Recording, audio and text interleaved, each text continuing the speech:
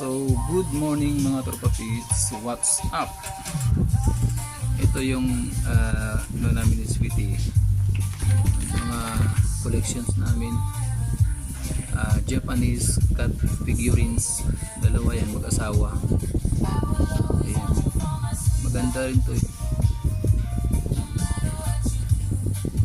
Yun.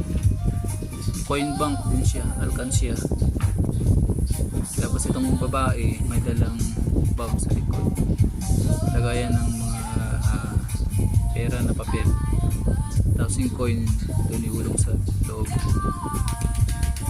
Ito yung lalaki, ito ako, kasi ito si Sweetie. Yan, ganda no?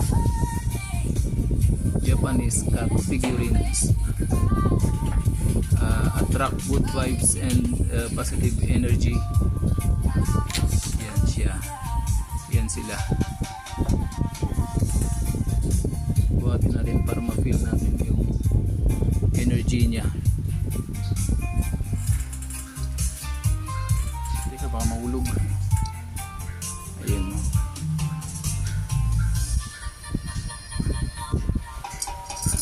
May ano siya, kalimbang. Yan.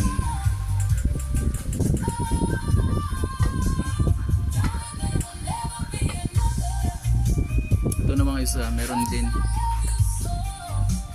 yung lalaki, may kalimbang din siya. Yan.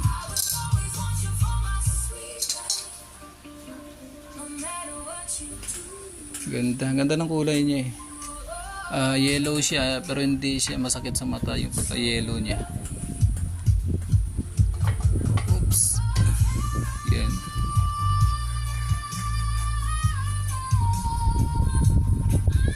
Ikutin natin para makita pati yung back.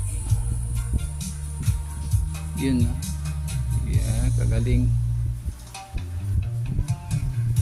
Oops. Mabalik siya sa dati. Yan. Alright. See you in my next video. So, ayan siya mga tropa-pits. Yung saan sila nakalagay. Yung dalawang cat Japanese figurines. Ayan. Kasama nila dito si Nonok at saka si Nonak. Dalawang manok.